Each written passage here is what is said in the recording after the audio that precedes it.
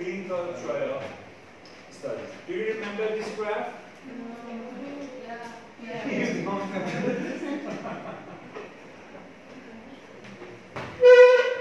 We talked about descriptive designs, observational designs, and now we are going to cover interventional studies.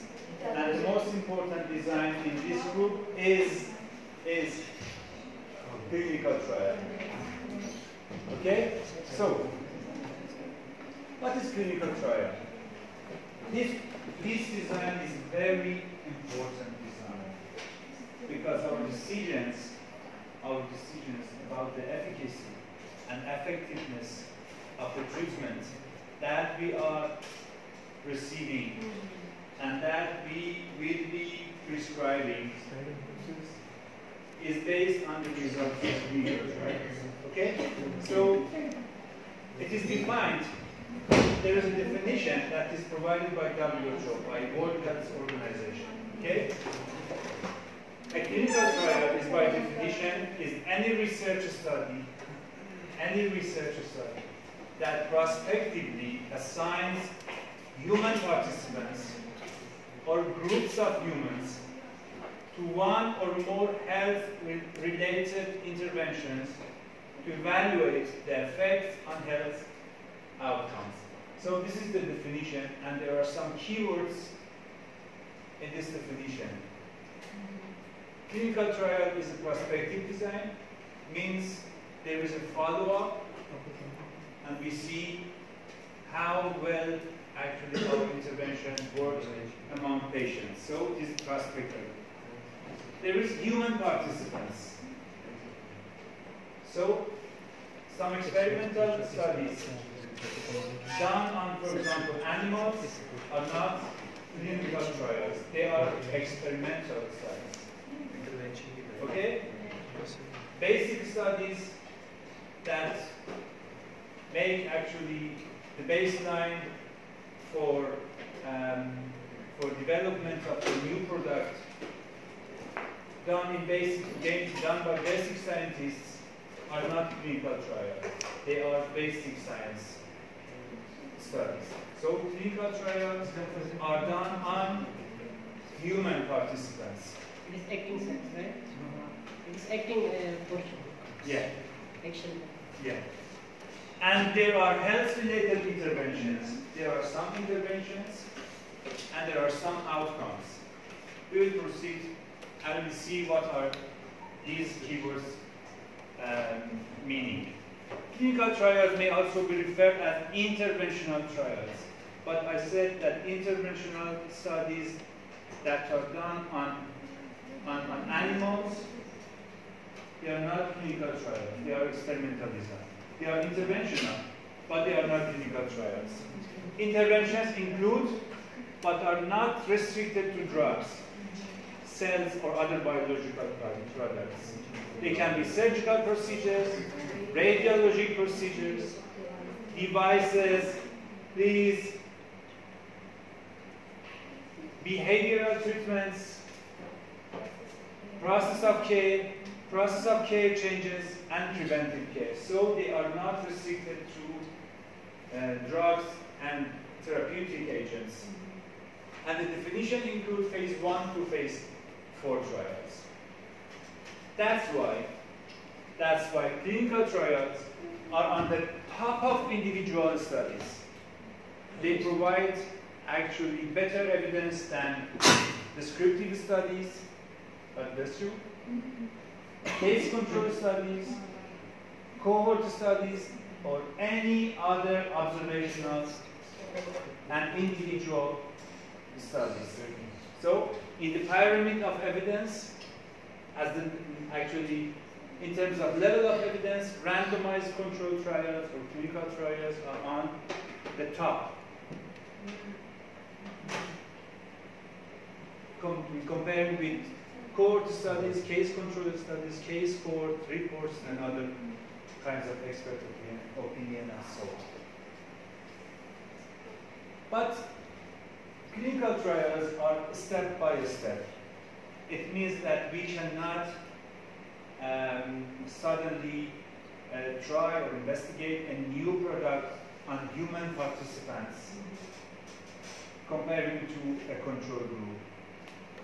There are 4 phases for clinical trials for development of a new product, a new drug. When we are actually investigating in human, when it is a clinical trial. What is phase 1 trial? Phase 1 trial, in phase 1 trial there is a limited number of patients, mainly 20 to 100 healthy volunteers or people with a disease or condition. It lasts several months. The purpose of phase 1 trial is to investigate safety and dosage of a new product. So only 70% of those actually new products can pass this phase and proceed to the second phase, which is the next step. In phase 2, so let's say phase 1 trial may be conducted on healthy volunteers, not patients. But when we go to actually second phase clinical trials are mainly done on patients, but sometimes on healthy volunteers. In phase 2 trials, up to several hundred people with a disease and or specific condition will be investigated.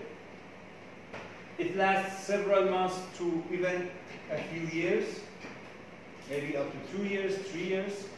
The purpose of phase 2 trial is to investigate efficacy and safety of a new product and side effects of a new product.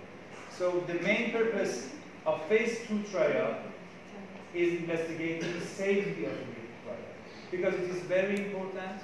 New products have not already investigated in human participants, and we should go step by step to make sure that there is no major adverse events. Okay? Sir, what do you mean? Only 30%. Sir, what is efficacy? Efficacy means effectiveness of a new product. If the new product works for the purpose that we are going to prescribe it or not. So efficacy and effectiveness is a term that is used to show side product how it works in human participants. So, like side effect is the side effect of that product. No, efficacy is something, side effects is something else. Efficacy means if the new product works, and side effect means if the new product has any adverse event, if it has any bad actually effect on human or not. Sir? Only 1/3 of new products can pass this phase and proceed to the third phase. Okay? In phase 3 clinical trial, patients, maybe 300 to 3,000 volunteers, they have the disease or condition of interest because we want to investigate if our new product works or not. And phase 3 trial is the most important phase of clinical trial. So it may last 1 to 4 years, the length of the study, not the length of intervention. The main purpose is investigating efficacy or effectiveness. So we want to know if it works or not.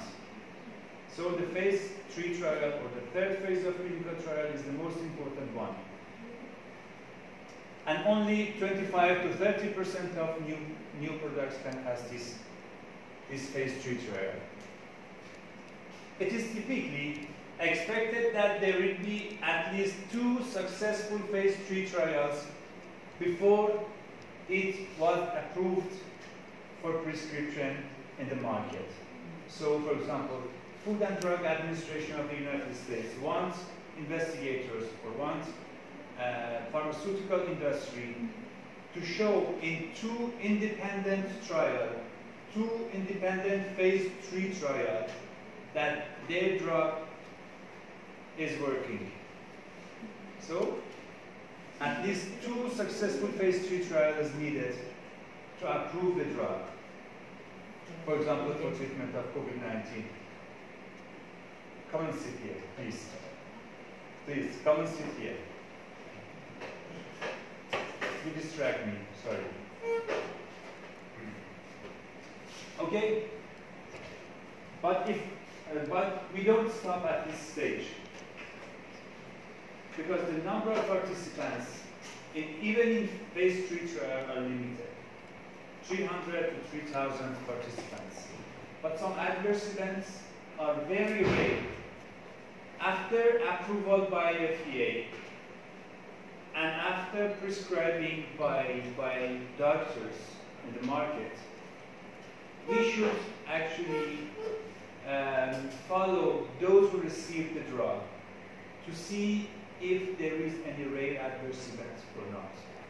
Sometimes you actually you can see in the news that actually previously approved drug has been removed from the market. It's actually the result of post-marketing surveillance or phase 4 of clinical trial. In phase 4 clinical trial, several thousand volunteers who have the disease and condition and who receive the new drug are investigating. Okay? So the purpose is more about the side effects and safety of the drug because some adverse events of new drugs are very rare and occur only, for example, 1 in 1 million people. We have studied just 300 patients and we have not seen that side effect because the number of patients that we studied in our phase 3 clinical trial was limited. So we have to see if there is any rare side effect when they are actually prescribed in the market for thousands of patients. So there are 4 phases of clinical trial because we are human participants, we are not animal, and the safety of patients are important. So approval of new products is a complex and complicated process, and it is done when all the steps of these different phases of clinical trials has passed.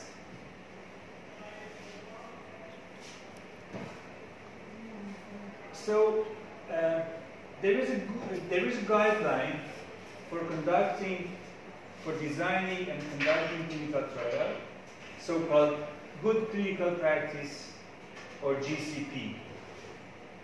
GCP is an international scientific and ethical standards for the design, conduct, performance, monitoring, auditing, recording, analysis, and reporting of clinical trials. So there is a guideline for doing clinical trial, from conduct to reporting, from design to reporting, and it is approved by, actually, and published by World Health Organization and other institutes. So the purpose of this GCP is that the data and reported results are credible and accurate.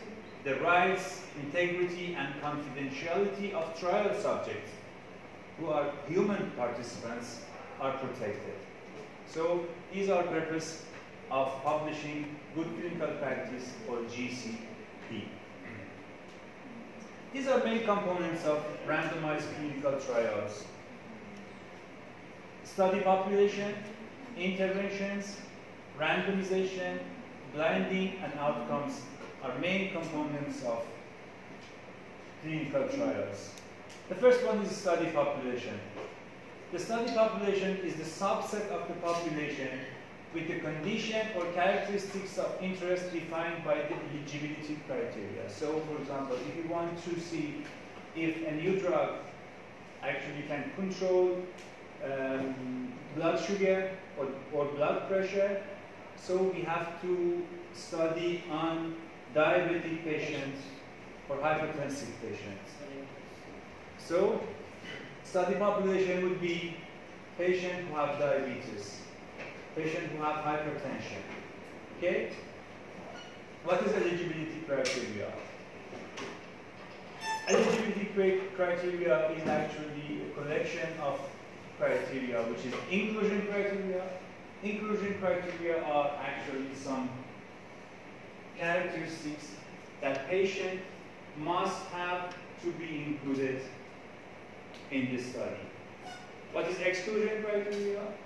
Exclusion criteria are characteristics that if the participants have that characteristics, they must not include in the study. And what is withdrawal criteria? Actually, withdrawal criteria is a characteristics that if develops during conduct of the study, the subject will be withdrawn from the study. So there are inclusion criteria, exclusion criteria, and withdrawal criteria for each clinical trial that make actually study population. Sir, can you repeat the criteria? Exclusion. Which one? Exclusion. Exclusion criteria. We have some inclusion criteria. What is inclusion criteria? We say that if a patient have diabetes, if the age is between 18 and 50, if actually the patient, for example, live in Kish Island, we include this patient into my study. Okay? This is inclusion criteria.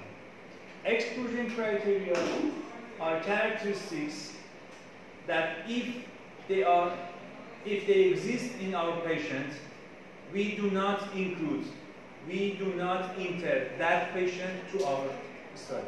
For example, if there is any other diseases, like if our patient has, for example, kidney diseases, I do not include this specific patient to this study. If there is, for example, heart problem, we do not exist. If he or she is actually younger than 18, I do not include it. So these are exclusion criteria. What about withdrawal criteria? When we include patients into our study, if during the study course, some patients, for example, develop heart disease, develop myocardial infarction, that patient will actually withdraw from the study. So that is withdrawal. Inclusion and exclusion criteria are actually implemented before the study, but withdrawal criteria is implemented during the study.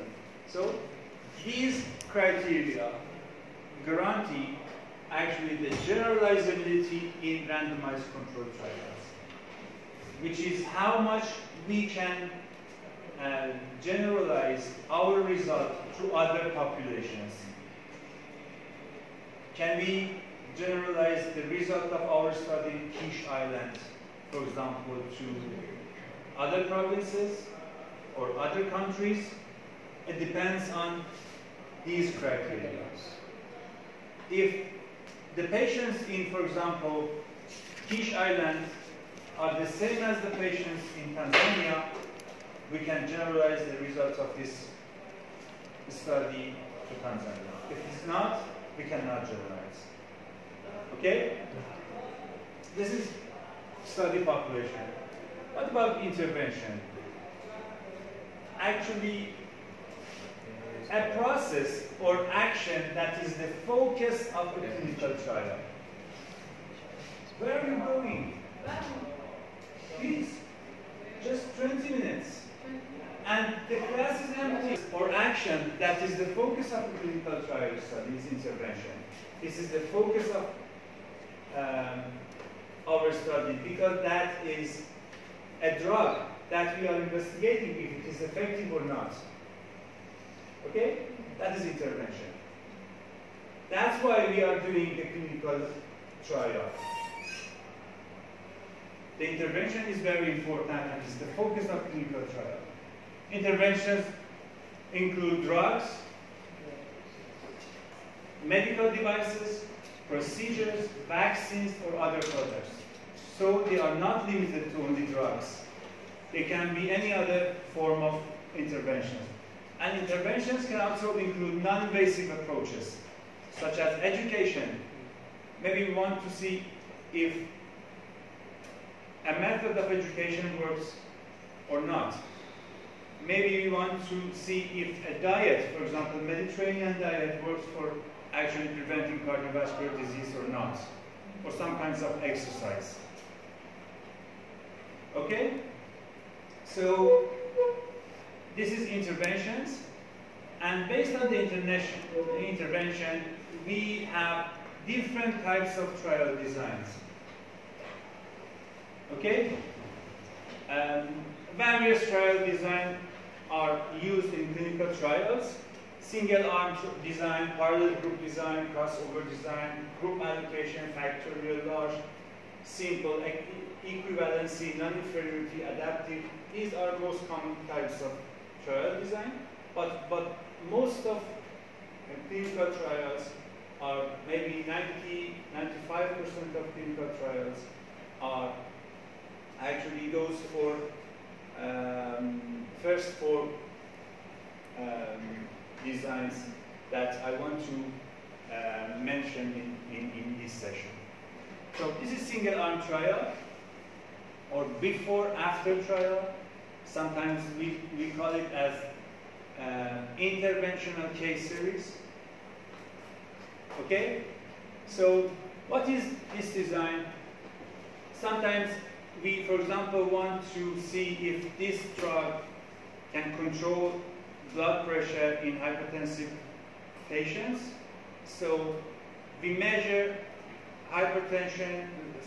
we measure blood pressure in a group of patients before the intervention. We apply the intervention, for example, for 1 month, and then after the intervention, we again measure the blood pressure.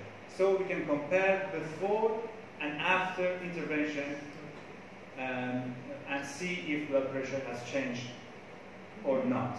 Okay, so this is a very simple design of clinical trial called before-after trial. The advantage of this design is its simplicity, but there is a problem because we don't have a control group and we cannot actually conclude if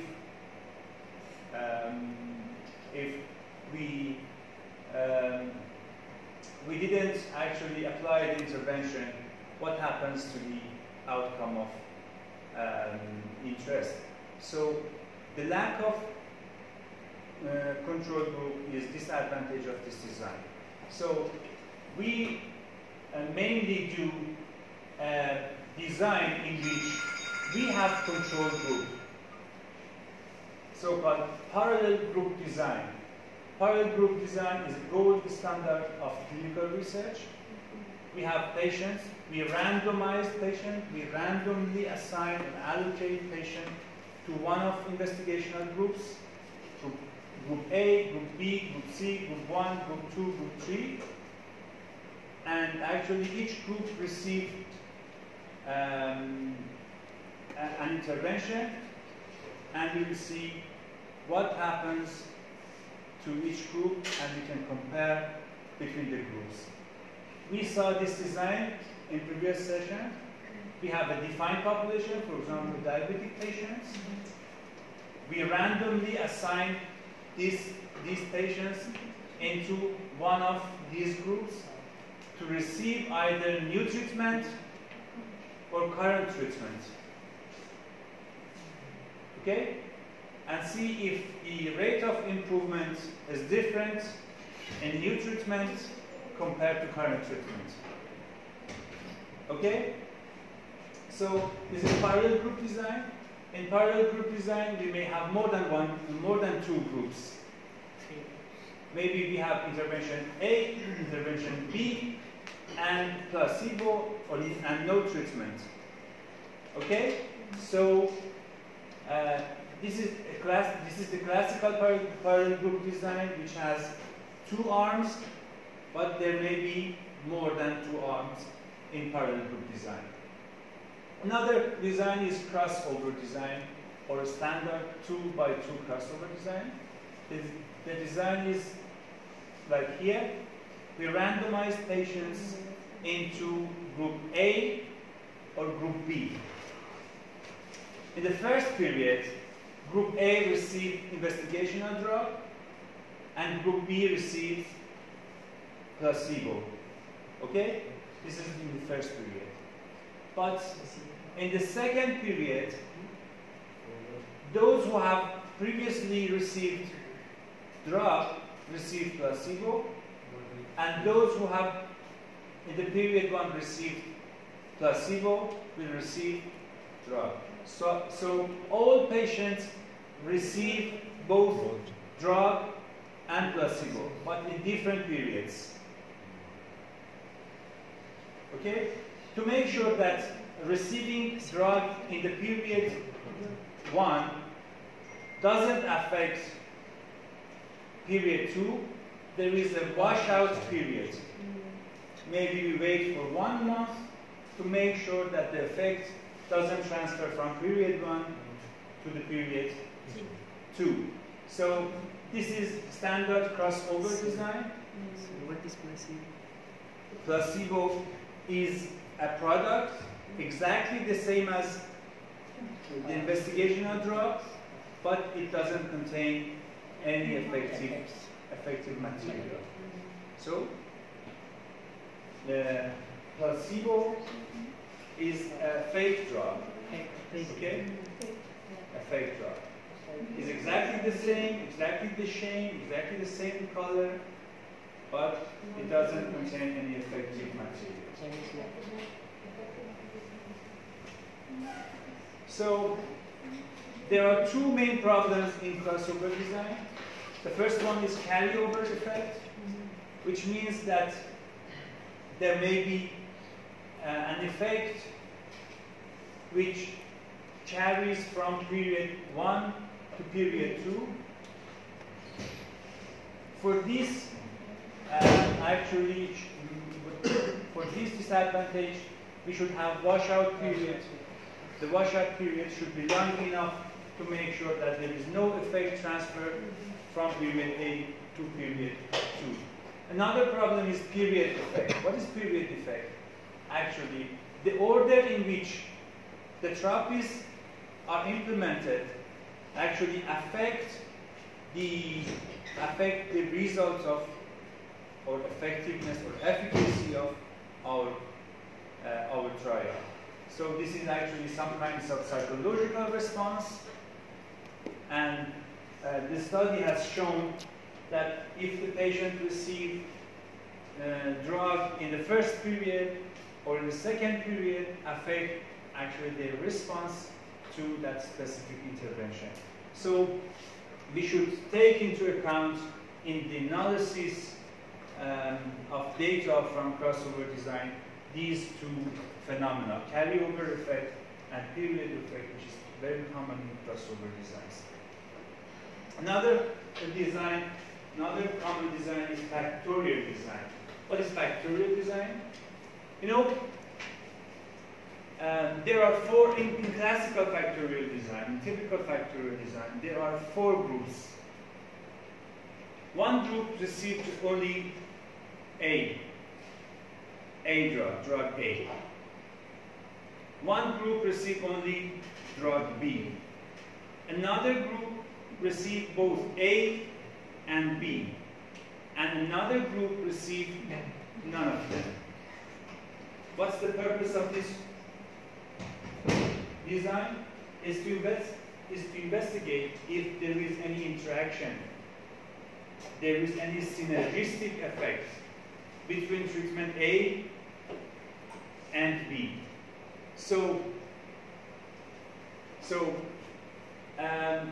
In this design, the first group received the active drug A and the placebo drug B. So this is AO. Group 1 received AO. Is active drug A, O is placebo. Placebo of drug B. And second group received BO, means active drug B and placebo of A. Third group received both active drug A and B, and the fourth group received both placebo of drug A and B. So we can see if patients receive both A and B, how much, for example, their blood pressure decrease. Okay? So this is factorial design, and the purpose is studying interaction and synergistic effects between different drugs. Is it clear?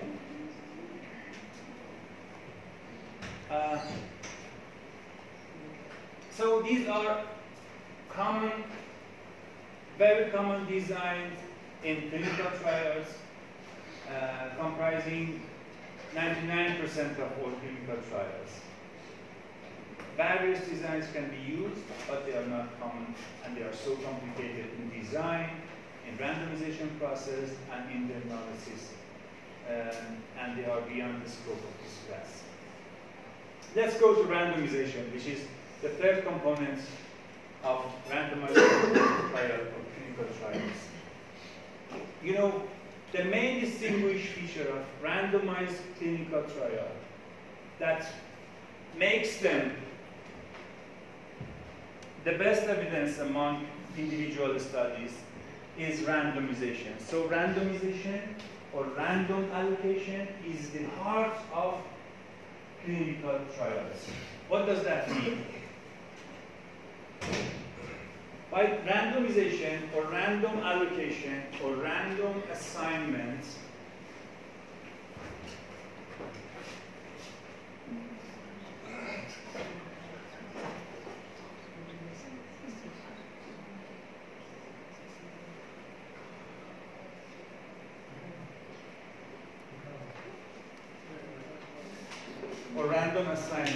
the same, is the process of assigning trial subjects to treatment or control groups using the element of chance to determine the assignments in order to reduce bias. So, in our study, we have, for example, two groups. Who receives drug? Who does not receive drug? Who receives drug? Who receives placebo? Who receives treatment?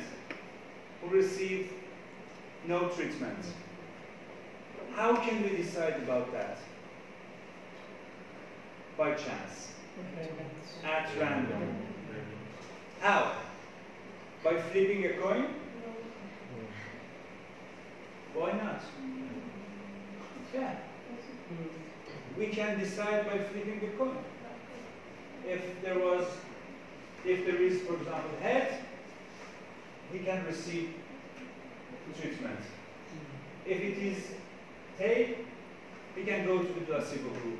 And that is simple.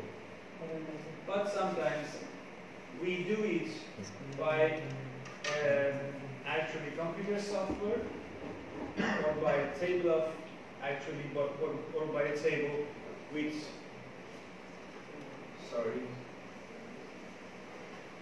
table of random numbers.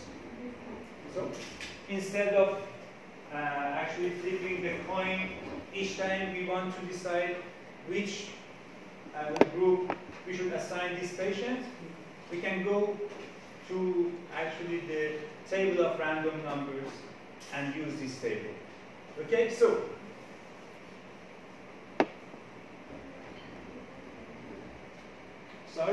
so why we use actually randomization? Why we use randomization in clinical trial? It is very important. It is the heart of clinical trial. It is the advantage of clinical trial that makes it actually on the top of evidence. So we should know the concept, we should know the actually reason, the rationale for that. The use of randomization can avoid subjective assignment of treatments to patients who participate in clinical trial. As a doctor, I'm going to actually conduct a clinical trial. I have discovered a new drug and I love it, so I want it to be effective anyway. So if I decide who received the drug and who do not receive the drug, I will give it to those who are potentially susceptible to be effective. Okay? So to avoid this bias, we do it at random to make sure that if the drug is effective, it is not because of my preference, but it is at random.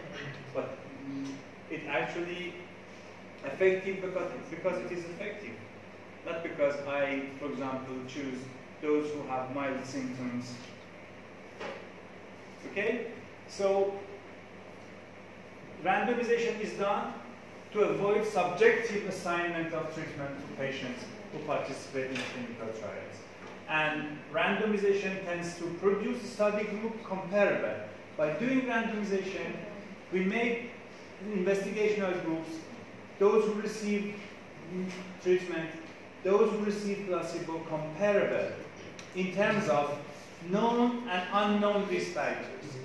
So randomization makes both groups exactly the same in terms of risk factors, who we know, in terms of actually risk factors which we know, in terms of risk factors which we don't know, in terms of risk factors that we actually cannot even measure. So randomization, if a sample size is enough, makes both groups comparable. Okay? It removes bias, investigator bias in the allocation of participants, and it guarantees that the statistical tests will have valid significance levels.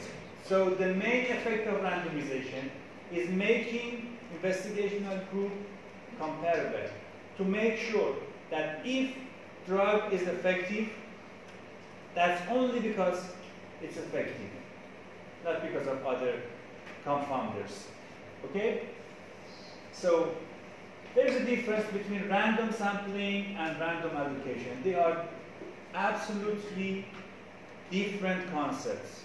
Random sampling is a process which is done in observational studies to make sure that the population, the studied population, is representative of the whole population. But random allocation or random assignment or randomization is the process is merely done in clinical trials. And actually, it is done only in clinical trials to make two groups of investigation. Okay? So it is different from random sampling.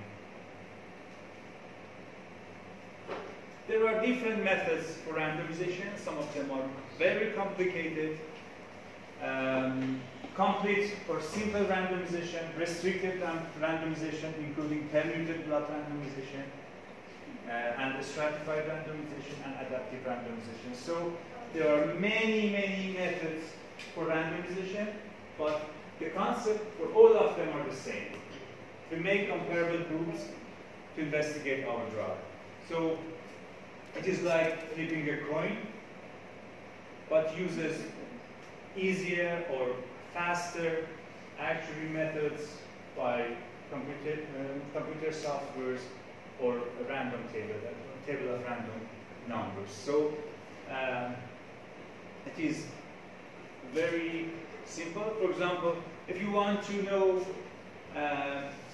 who receives drugs, who actually assigned to investigational drug, and who assigns to, for example, placebo, we can go and blindly put our finger on one number. If it is even, so we decide to assign these patients to the actually investigational drug. If it is odds, we put it in placebo. So we can go to this direction, to any direction, to right, to left, actually below, above, to actually decide about other patients.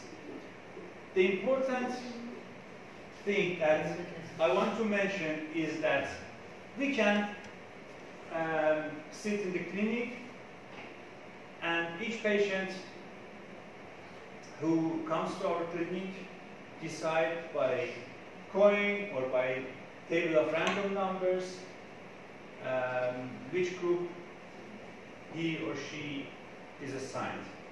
But almost all times we do actually randomization process before starting the clinical trial.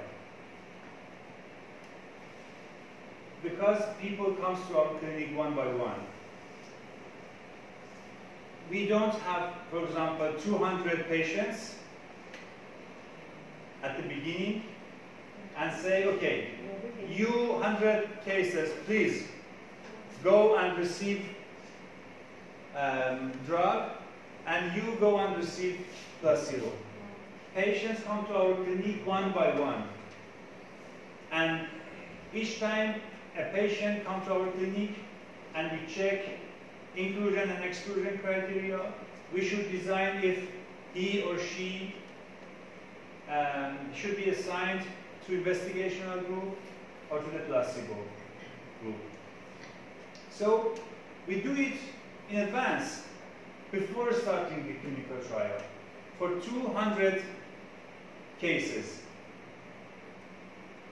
We flip the coin for 200 times and write the result in our paper. And so, at the end of the randomization process that we do actually before the clinical trial, we have a list which contains like this. Number 1 is A, number 2 is B, number 3 is B, number 4 is A, number 5 is A, number 6 is D, and so on. Number 200 is, for example, A. So we have 200 times result of our coin flipping, or using software, or using table of random number, and we can put the result into 200 envelope and close the envelope and put it in the shelf. And when the patient number 27 comes to our clinic, we go to the shelf and open the envelope number 27 and see if he or she should receive placebo or active drug. Okay? So it is done in advance. In advance before starting the clinical trial. The other component of clinical trial is blinding. What is blinding?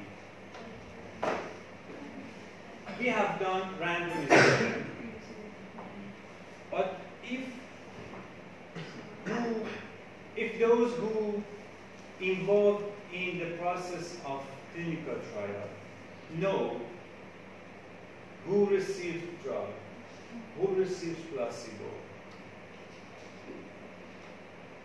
it may actually introduce some kinds of bias into oversight.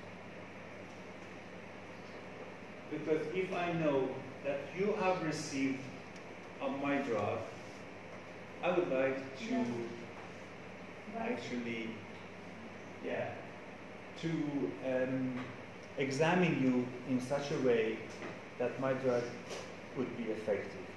Okay? So, the study blinds me to the status of your assignment. I don't know if you have received drug, active drug, or placebo. So, when I put the envelopes in the shelves, I write it a number. Instead of writing it just A or B, I write in the envelope, for example, the number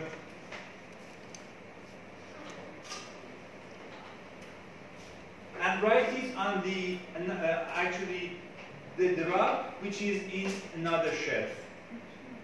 I don't know if it is placebo or active drug. So in this envelope there is a number. I don't know if it is A or B. And there is another shelf in which I keep drugs. Okay? And we go to that shelf and I actually bring the box with the number 23, 24, and I give you that drug. I don't know if it is active drug or placebo. This is simply blinding.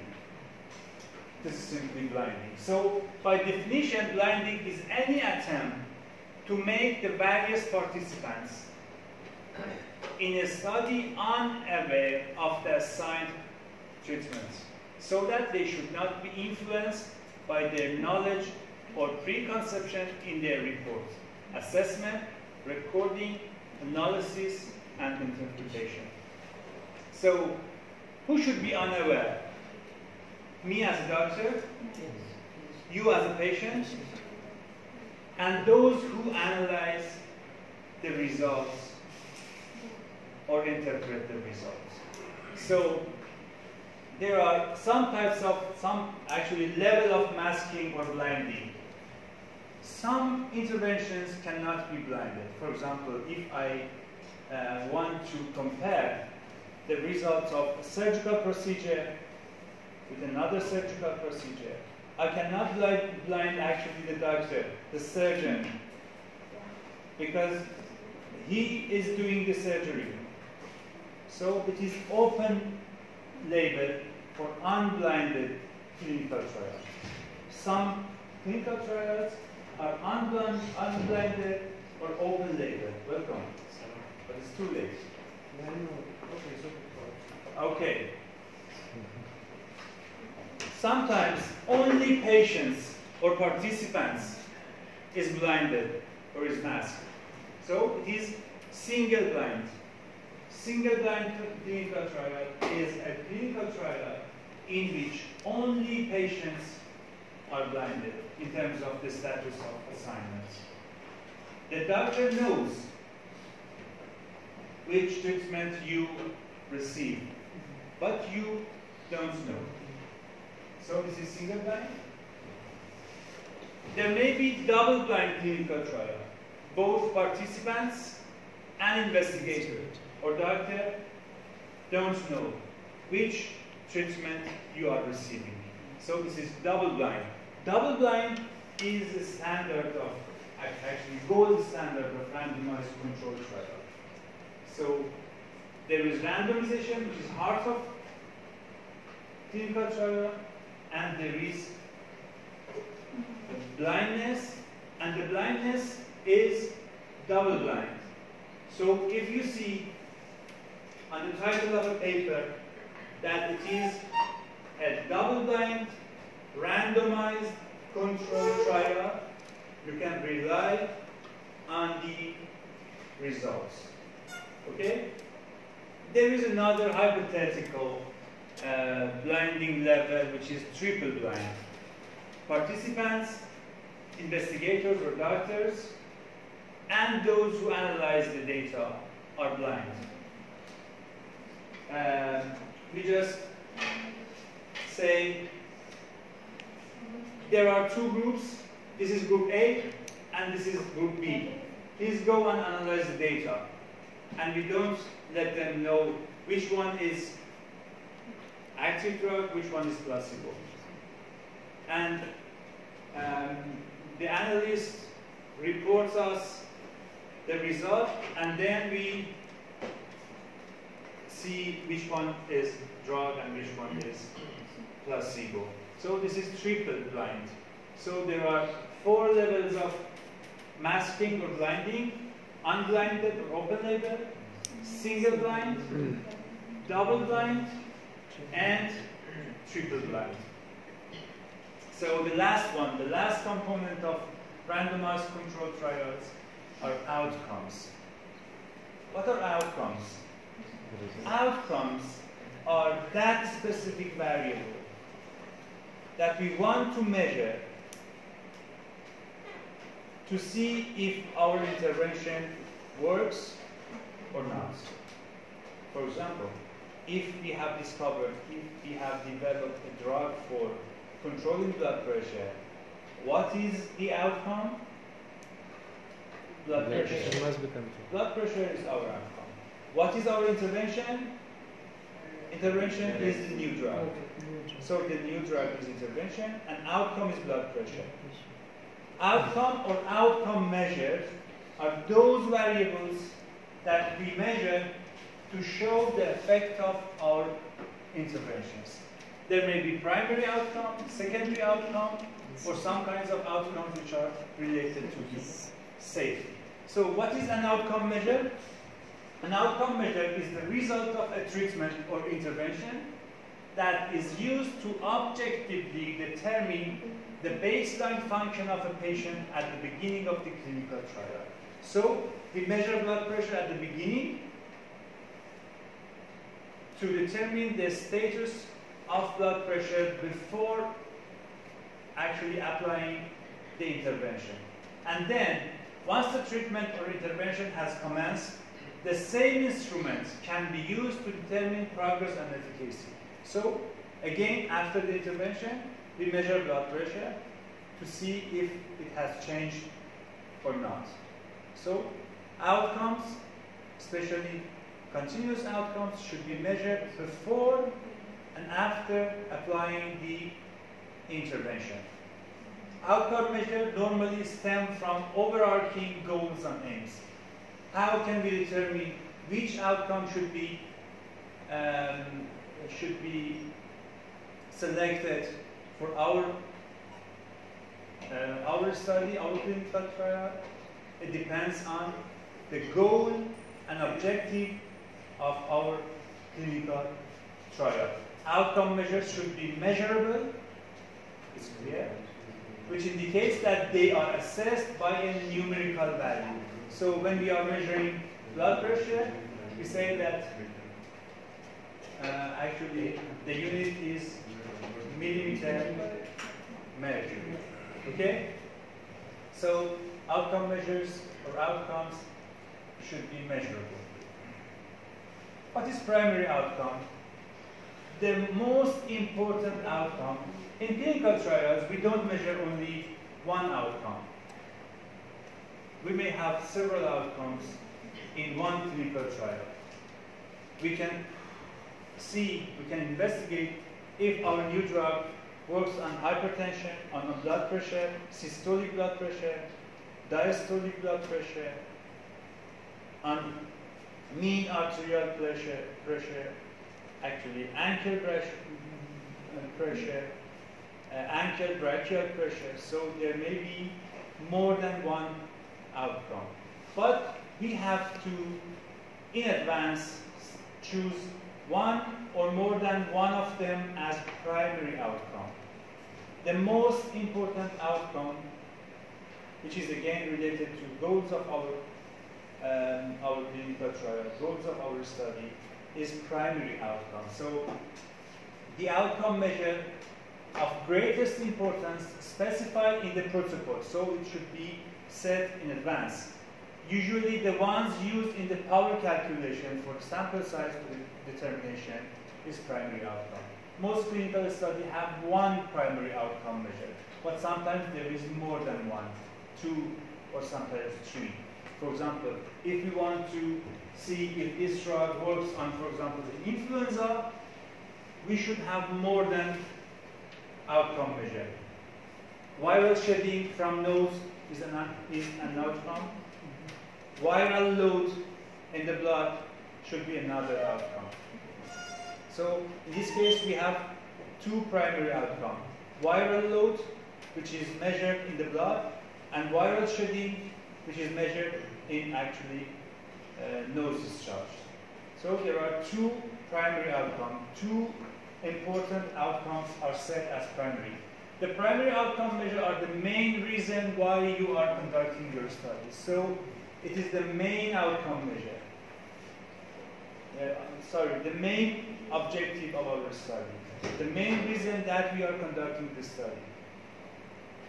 So they are set before the clinical trial, and they cannot be changed during or after conducting the trial. But what are secondary outcomes? Other outcome measures, other minor outcome measures are set as secondary outcomes. So an outcome measure that is lesser important than the primary outcome measure, but is part of a pre-specified analysis plan. So secondary outcome measures are set before conducting the study as well, for evaluating the effects of the intervention or interventions under investigation is in a clinical study and is not specified as an exploratory or other outcome. A clinical study may have more than one secondary outcome measure. Almost always we have more than secondary outcome. So mostly we have one primary outcome and maybe 2 or more secondary outcomes. So primary outcome is the most important. It's the central question of our study. Ideally, it is only one. It is stated in advance and basis for design and sample size determination. Secondary outcome is related to primary outcome. It is stated in advance as well, and it's limited in number, but always is more than one. And thank you for your attention.